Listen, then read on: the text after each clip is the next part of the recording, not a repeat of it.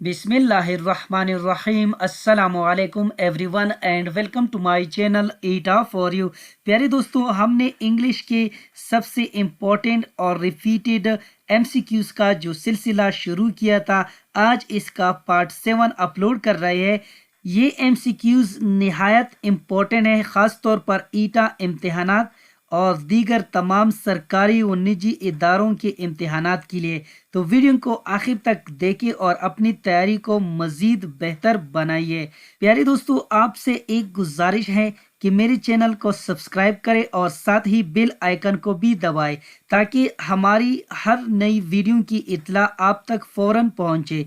आपकी सपोर्ट हमारे लिए बहुत इम्पोर्टेंट है। इसमें क्वेश्चन नंबर फर्स्ट है, We had been writing blank space nearly an hour when the bell rang. इस क्वेश्चन में कहते हैं कि इनमें से कौन सा ऑप्शन इस सेंटेंस के लिए सही लफ्ज होगा। इसका राइट ऑप्शन है ऑप्शन सी, फार। अगर यहाँ पर फार को देखा जाए, क्योंकि फार दौरानिया या मुद्दत के लिए इस्तेमाल होता है, जैसे for 2 hour, for a week. Option B और ऑप्शन डी दोनों इसमें गलत है। अगर सिंस को देखा जाए, सिंस किसी मखसूस वक्त की आगाज़ को जाहिर करने के लिए इस्तेमाल होता है। इस जुमले में हमें वक्त का दौरानिया बताने वाला लफ्ज़ चाहिए, न कि आगाज़ का, इसलिए सिंस भी इसमें गलत है। तो इस लिहाज से यहाँ पर इसका राइट ऑप्शन यही है। नेक्स्ट क्वेश्चन कर लेते हैं। Sometimes I get really blank space when I can't express myself well in English. इस क्वेश्चन में कहते हैं कि इस सेंटेंस को कंप्लीट करने के लिए कौन सा सही लफ्ज़ होगा। प्यारे दोस्तों, इसका राइट ऑप्शन है ऑप्शन डी, फ्रस्ट्रेटेड। क्योंकि अगर यहाँ पर ऑप्शन ए में देखा जाए, ऑप्शन ए में फ्रस्ट्रेट एक वर्ब है जिसका मतलब है किसी को नाराज़ या बेबस महसूस कराना। ऑप्शन बी में फ्रस्ट्रेटिंग एक एडजेक्टिव है जो किसी चीज़ या सूरत हाल को बयान करती है जो मायूसी पैदा करती है। ऑप्शन सी में अगर देखा जाए, फ्रस्ट्रेशन ये नाउन है जिसका मतलब मायूसी का एहसास। और ऑप्शन डी इसलिए करेक्ट है क्योंकि फ्रस्ट्रेटेड एक एडजेक्टिव है जो किसी शख्स की जज्बात को बयान करती है। चूंकि यह आई किसी एहसास को बयान कर रहा है, इसलिए फ्रस्ट्रेटेड बिल्कुल करेक्ट है। नेक्स्ट क्वेश्चन कर लेते हैं। The staff quickly respond to the alarm, identify the underline word. इस क्वेश्चन में कहते हैं कि यहाँ पर स्क्रीन पे जो आपको सेंटेंस नज़र आ रहा है, इसमें स्टाफ वर्ड को अंडरलाइन किया गया है। इसमें कहते हैं कि नीचे दी गई ऑप्शंस में ये किसकी मिसाल है। प्यारे दोस्तों, यहाँ पर अगर देखा जाए, एब्स्ट्रैक्ट नाउन नहीं हो सकता क्योंकि ये वो इसम होता है जो किसी ख्याल, जज्बे या ऐसी चीज़ को जाहिर करे जिसे हम टच नहीं कर सकते या जिसे टच नहीं किया जा सकता। प्यारे दोस्तों, रिफ्लेक्सिव नाउन के अक़साम में रिफ्लेक्सिव नाउन शामिल ही नहीं है, ये भी गलत है। लिहाजा यहाँ पर दुरुस्त ऑप्शन है हमारे साथ, यानी कलेक्टिव नाउन। क्योंकि कलेक्टिव नाउन ये वो इसम होता है जो लोगों, जानवरों या चीज़ों के ग्रोह को एक वाहिद इकाई की तौर पर जाहिर करता है। मिसाल के तौर पर पीपल के लिए हम यूज़ करते हैं team, staff, family etcetera. Animals के लिए फ्लॉक, पैक एटसेट्रा। थिंग्स के लिए बंच, फ्लीट एटसेट्रा। तो यहाँ पर इसलिए इसका राइट ऑप्शन यही है। नेक्स्ट क्वेश्चन कर लेते हैं। Word modifying an adverb is called. इस क्वेश्चन में कहते हैं कि ऐसा लफ्ज जो किसी फेल की वजाहत करे उसी क्या कहा जाता है। प्यारे दोस्तों, यहाँ पर अगर ऑप्शन ए को देखा जाए, एडजेक्टिव। ऑप्शन ए में एडजेक्टिव नहीं हो सकता क्योंकि ये किसी इसम या प्रोनाउन की खुसूसियात बताता है। ऑप्शन बी भी नहीं हो सकता क्योंकि प्रेपोजिशन जो किसी नाउन या प्रोनाउन और जुमले की दूसरे हिस्से के दरमियान ताल्लुक को जाहिर करते हैं। ऑप्शन सी यानी इसका राइट ऑप्शन है ऑप्शन सी, एडवर्ब। क्योंकि एडवर्ब वो लफ्ज़ होता है जो किसी वर्ब, एडजेक्टिव या किसी दूसरी फेल की कैफियत बताने वाले लफ्ज़ के बारे में मज़ीद इंफॉर्मेशन फराहम करता है। ये हमें इंफॉर्मेशन देता है कि कोई काम कैसे, कब, कहाँ या किस हद तक हुआ है। مثال کے طور پر Abbas speaks very loudly. Here very جو ہے یہاں پر موڈیفائز دا ایڈورب لاؤڈلی. تو اس لحاظ سے یہاں پر اس کا رائٹ آپشن جو ہے وہ ہے آپشن سی. نیکسٹ کوشچن کر لیتے ہیں. شی whispered in his ear. Identify the function of the underlined word or phrase in the sentence.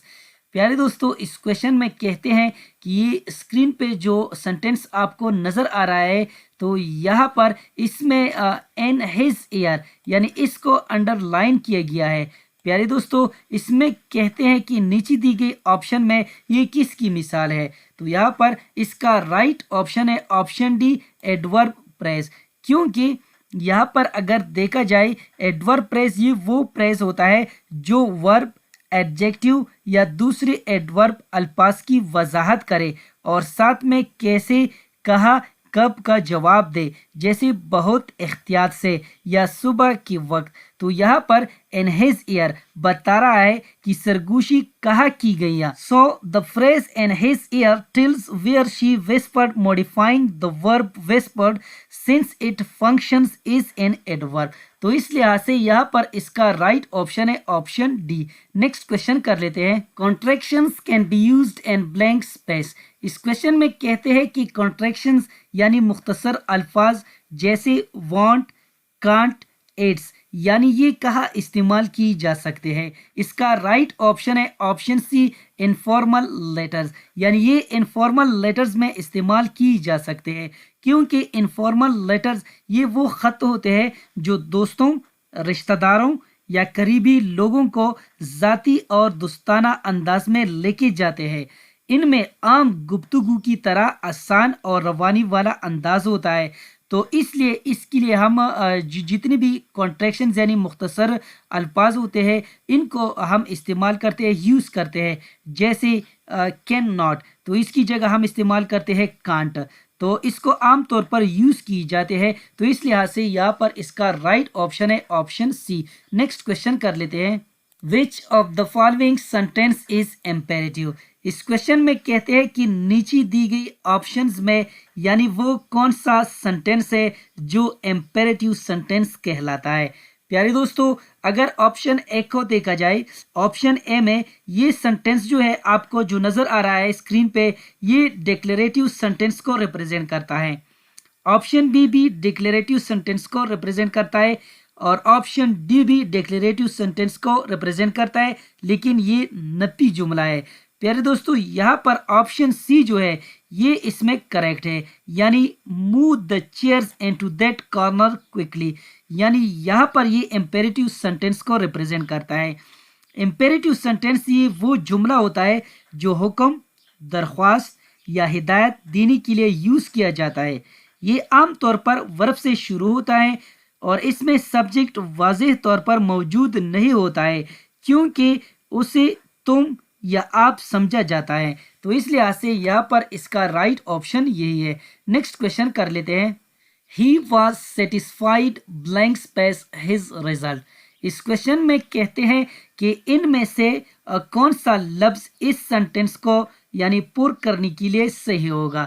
تو یہاں پر اگر آپشن اے میں دیکھا جائے بائی، آپشن اے میں یعنی سیٹسفائیڈ بائی یہ عام طور پر اس وقت استعمال ہوتا ہے جب کسی چیز یا شخص کی طرف اطمینان کا اظہار کیا جائے. مثال کے طور پر he was satisfied by the explanation given by the teacher. لیکن یہاں رزلٹ کوئی ایسا عمل کرنے والا نہیں ہے جو کسی کو مطمئن کر لے، اس لیے بائی یہاں پر غلط ہے. آپشن بی فرام غیر فطری جملہ ہوگا اور عام انگریزی میں یوز نہیں ہوتا. آپشن سی کو اگر دیکھا جائے آف یہ بھی عام طور پر رزلٹ کے ساتھ یوز نہیں ہوتا ہے. پیارے دوستو تو اس لحاظ سے یہاں پر اس کا رائٹ آپشن ہے آپشن ڈی یعنی ہی was satisfied with his result. Option D یعنی سیٹسفائیڈ ود سب سے درست اور عام طور پر یوز ہونے والا جملہ ہے، یعنی جب کسی چیز یا رزلٹ سے خوشی یا اطمینان کا اظہار کرنا ہو تو اس کے لیے ہم اس کے ساتھ ود کا استعمال کرتے ہیں. مثال کے طور پر Asiya was satisfied with her exam results. تو اس لیے یہاں پر اس کا رائٹ آپشن یہی ہے. نیکسٹ کوشچن کر لیتے ہیں. Transitive verbs require a blank space to complete their meaning. प्यारे दोस्तों, इस क्वेश्चन में कहते हैं कि ट्रांजिटिव वर्ब को अपनी मानी मुकम्मल करने के लिए किसकी ज़रूरत होती है। प्यारे दोस्तों, इसका राइट ऑप्शन है ऑप्शन ए, डायरेक्ट ऑब्जेक्ट। यानी ट्रांजिटिव वर्ब हमेशा एक डायरेक्ट ऑब्जेक्ट की ज़रूरत महसूस करता है ताकि जुमले का मुकम्मल जो मानी है वो मुकम्मल हो सके। अगर ऑब्जेक्ट मौजूद ना हो तो जुमला नामुकम्मल हो सकेगा। मिसाल के तौर पर शी बॉट अ बुक, यानी अ बुक यानी एक किताब ऑब्जेक्ट है इस जुमले में जो जुमले का मतलब मुकम्मल कर रहा है। अगर हम ऑब्जेक्ट को निकाल दें तो जुमले का मतलब मुकम्मल नहीं होगा। मिसाल के तौर पर शी बॉट, तो ये फिर गलत होगा। तो इसका मतलब है उसने क्या खरीदा। तो यहाँ पर ये इसलिए इसमें सही नहीं है। अगर ऑब्जेक्ट नहीं है तो जुमला दुरुस्त नहीं है, यानी यहाँ पर ट्रांजिटिव वर्ब की जो मीनिंग है वो मुकम्मल नहीं है। तो यहाँ पर अगर ऑप्शन बी को देखा जाए, सब्जेक्ट जुमले में हमेशा ज़रूरी होता है लेकिन ट्रांजिटिव वर्ब को ख़ास तौर पर ऑब्जेक्ट की ज़रूरत होती है ताकि इसका मतलब मुकम्मल हो सके। तो इस लिहाज से यहाँ पर इसका राइट ऑप्शन है ऑप्शन ए। नेक्स्ट क्वेश्चन कर लेते हैं। द वर्ड सक्सेसिव मीन्स, इस क्वेश्चन में कहते हैं कि यहाँ पर लफ्ज सक्सेसिव का मतलब क्या है। इसका राइट ऑप्शन है ऑप्शन बी, यानी following immediately one after the other. प्यारे दोस्तों, यहाँ पर इस जुमले का मतलब है कि एक के बाद दूसरा फौरन आना। यानी इसका मतलब ये होता है कि चीज़ें या वाक़यात लगातार और तरतीबवार होते हैं बग़ैर किसी वक्फे के। मिसाल के तौर पर अगर यहाँ पर हम देखें, अगर एक तालिब इल्म 3 दिन लगातार स्कूल आ जाता है तो हम कहेंगे he attend school for 3 successive days, यानी वो 3 मुसलसल दिनों तक स्कूल गया। अगर एक टीम 5 मैच मुसलसल जीती है तो हम कहेंगे the team von 5 successive matches, यानी टीम ने 5 मुसलसल मैच जीते। तो इस लिहाज से यहाँ पर इसका राइट ऑप्शन यही है। उम्मीद करता हूँ कि आज की वीडियो आप सब दोस्तों को पसंद आई होगी। जिन दोस्तों को वीडियो पसंद आई हो, समझ गए हो, तो प्लीज़ चैनल को भी सब्सक्राइब करें, वीडियो को लाइक और शेयर लाजमी किया करें। शुक्रिया। अल्लाह हाफिज़।